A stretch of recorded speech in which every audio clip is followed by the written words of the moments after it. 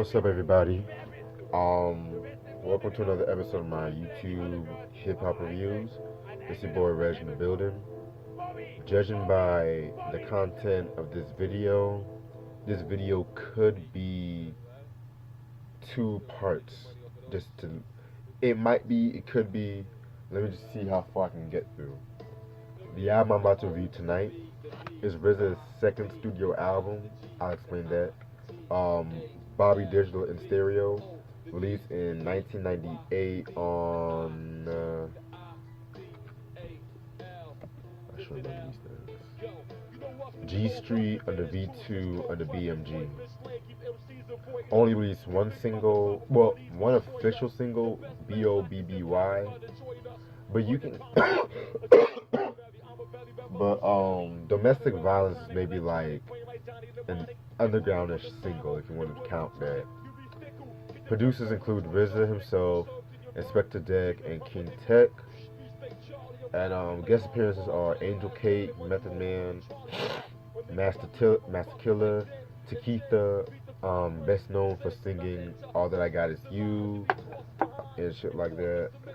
Holocaust, West Coast MC, Doc Doom, Ghostface, Miss Roxy, Dom Pacino, PR Terrorist, same person, Doc Doom, Killer Sin, Islord, Timbo King, members of the Killer Army, by the way, Ghostface, Jamie Summers, Ras Kass, shout out to Ras Kass, by the way, Old Dirty Bastard, Force MDs, Miss Roxy, Jamie Summers, I said that, You God, Kinetic 9, and stuff like that, another member of Killer Army, Ninth Prince, and yeah, that's it. Okay. Whew. For those of you who don't know who RZA is, he is an MC and producer, born in Brooklyn and stuff like that. Um, Basically, he was named after. Probably looks like he was named after both Kennedys, Robert and John Kennedy, and stuff like that. And so he was introduced to hip hop music because he had to move to North Carolina, and so he was always competing in rap battles and shit like that. But at the same time, he was just always getting himself into trouble, getting himself into crimes and shit like that. You know what I'm saying? So then once he got himself out of trouble, him and his like cousins, Old Dirty Bastard, and RZA. But at that time, I think he was known as just Genius at that time. And RZA, I think, was just known as Rakim. They formed their own supergroup called All In Together now, and they had like a couple of success locally, but they never like signed a record deal. However, Rakim got a deal with Tommy Boy Records, and Tommy Boy Records at that time was home to people like Queen Latifah, Tommy Boy, Apache, yeah, all them cats. So he dropped the Ooh I Love You Rakim EP. That album, that EP, it really wasn't like promoted well from what I was read up about it, which is the reason why he left Tommy Boy. And that EP also featured productions from Easy Mo B as well, and stuff like that, which I'm going to talk about Easy Mo B in another future video, so stay tuned on that. And then next thing you know it, he was put on trial because he was booked for like an attempted murder trial back in '92 and stuff like that. And so I think he beat the case and everything. So him and his two cousins, and of course all their childhood friends, they started forming the Wu-Tang Clan that same year. And I've mentioned Wu-Tang. I'm just gonna skip all over this part because I've mentioned this in countless times, countless channels. So 1994, I'm gonna put it to 94. 1994, RZA, he was in his own producer for member from the Wu-Tang, but was he hooked up with Prince Paul and stuff like that. And MC Poetic, and who was it? I think Fuquan, yeah. Wait, well, let me double check. Double check. Give me a second.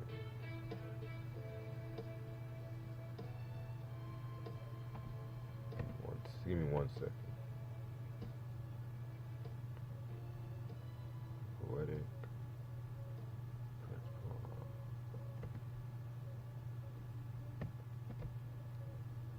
Yeah, I said his name right, Fuquan. And they formed the Gravediggers and shit like that. And so the Gravediggers, they were like a horrorcore group kind of shit like that. You know what I'm saying? They had dropped the six. I think it was, I believe it was a 6 feet deep, the 6 feet deep album and shit like that. Which back at that time, I mean back internationally, it was originally supposed to be known as Nigga Mortis, but for obvious reasons they had to change to 6 feet deep. Very dope album. That album has been a classic. It has been considered a classic album by many people. I personally have to agree with that statement. And a lot of people have kind of said that that album kind of put hardcore out in the map and shit like that. Which, to an extent, I kind of have to agree with that because hardcore back at a time, it was known, but it was like mostly done like in the South because you had people like, of course, the Ghetto Boys, um, Gangsta Nip and shit like that, attached into that horrorcore and shit like that. But it was not really like a mainstream success. Like, you know, with the success of Wu-Tang and shit like that, people were obviously going to focus on Grave Diggers, but at the same time, people have to believe that Grave Diggers is not a Wu-Tang affiliated project. It's not. Just because RZA is not Wu-Tang, it was a highly separate thing. That's what people need to understand. People always compare those two, but it's understandable though, you know. And so, like around that time, RZA was producing for like Hellcats and shit like that. He produced for Shaquille O'Neal. Yes, y'all, Shaquille O'Neal. He was a rapper and stuff like that. Look it up. Like he produced for Biggie's Long Kiss Goodnight. Who else? He produced for like a lot of people and shit. But then, 1997, Wu Tang dropped Wu Tang Forever, and so I reviewed Wu Tang Forever. I believe it was last year or the year before. Highly praised the album. Very dope album. Lived up to all this hype and shit. And what's interesting about that album was that was the album where he put more emphasis on his affiliated productions, stuff like that. Affiliates to produce certain beats.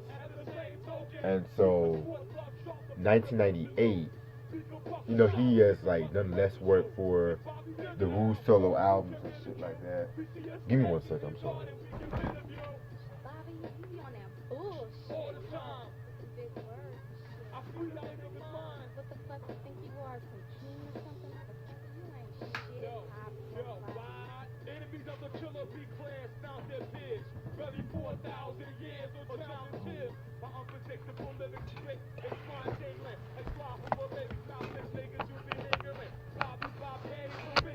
Okay. Sorry about that. My laptop was down. But anyway, so he kind of like he was still involved with the Wu solo project, of course, in the second wave. But you know, he took some time. He just wanted to do different things, and of course, he was working on this album, Bobby Digital. Now, I've heard a lot of things about Bobby Digital over the years. Um, so while I was doing my Wu solo part, I was like, I'm just going to definitely check this album out because I've heard bits and pieces of this album in the past. But so this was really the first time I just really focused and we listened to it track after track after track. So basically, this album came, according to RZA, it came after after a good session and shit like that. You guys should know what I mean when I'm talking about session, a Buddha session and shit. And so he based the character Bobby Digital, you know, a play on his birth name and shit like that. And he described his character like his earlier days of his life, you know, doing crazy shit and stuff like that. So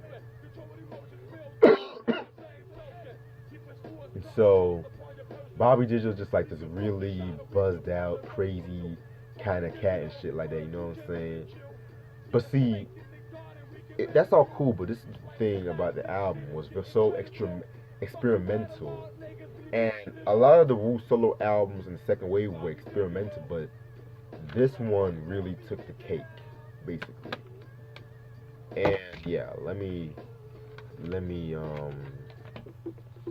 because this album he used less samples. Like he still sampled, but it was mostly a organic keyboard sound, which I'm going to talk about after this review. So this is the cover of the album. Basically he used an alien and shit like that. I like this kind of like black exploitation kind of vibe going on with it, and it's like more of an extended view. And of course, this RZA right there just vibing and shit like that. And of course, you have the credits. Alright. Okay. Like I said before, this is going to be probably a two-part review. So, yeah, because I have a lot to say about this album. I'm trying to, like, keep it within 2 parts and shit, you know, but fuck it. 21 songs. I'm going to do my best reviewing everything. I'm going to do my best, you know, so I do my best when I come up with these reviews, side notes, and shit like that. So, okay, so the intro song and shit like that. That's just basically intro and shit like that. That's where it starts off the album, and then it goes straight to B.O.B.B.Y. Bobby. That's a nice way to start off the album. Just basically introducing him, you know, just kind of like had like an anthem feel to it in a way. Next track is Unspoken Word. Very cool song right there. I love the synthesizers on that song. It gives it a very sinister vibe and shit. Very cool. Um, Track number 4 is Slow Grind African. Another cool track right there. That's just a little kind of interlude. It has like a very African rhythm and shit like that. Hold on 1 second. Sorry about that. I had to position something. But anyway, yeah. Then track number 5 is Airwaves. That song was like really like a short song. It's played for like a little over a minute. It's basically him just rapping and shit like that. I could have really done without that, to be real with you. Track number 6, Love Jones featuring Angel Cake. Love, love that song right there. That's probably my second favorite song off the album. Um, Love Jones. Basically, you guys should have recognized that sample. It's just basically a very slow, like weird love song and stuff like that. Very cool song right there. Track number 7, N.Y.C. Everything featuring Method Man. Hands down my favorite song off the album. This song definitely, by the way, Love Jones is playing in the background. Um, this song definitely has that traditional Wu sound while still maintaining like the theme of the album and shit, you know. Just repping like New York, I believe, you know. Method Man, of course, did his thing on that. Very good song, very solid and shit. Track number 8, Mantis, that has Master Killer and Takitha. Master Killer fucking killed that shit. Like, he just stole the shine from that song, in my opinion. And Master Killer is definitely a very slept on MC, especially when it comes to like the Wu-Tang, cause like, yeah, he released the solo album back in '04, but the dude can really spit though. Like, I like his fucking voice and his flow and shit. Like, I'm gonna read you some shit he was saying. He said some shit like, um, 7th degree Black Mike, skill is ill, listen to the guns holler. Swallow the shell, East Coast, New York terrorists. Break forward to this madness, crazy low hand. Grab as a mic stand, smooth as water. Spat the 7 seas, you not yet mastered. Breathe and lungs wheeze. Earth kills on record MCs. On record MCs, blood spills, metal is round. Like, cool, very cool song and shit. Um, the singer, yeah, Keith, of course, did the same thing on that song as well. Track number 9, Slow Grind French. That song basically has like another French rhythm to it and shit like that. So, yeah. Track number 10, Holocaust, Silkworm featuring Holocaust, Doc Doom. Ghostface and Miss Roxy. Um, that song was alright. That song was okay to be real with you. It was good in some parts. Then we have Terrorist featuring Don Pacino, PR Terrorist, Dr. Doom, and Killer Sin. Very cool song right there. That's like a dope posse cut. Killer Sin definitely did a thing on that song. Um, definitely. I definitely need to hear more of Killer Army and shit. I definitely need to hear more of that shit. You know what I'm saying? So let's see what time it is. Yeah, I might just cut the video in half right about now and shit like that. So yeah, stay tuned for part two.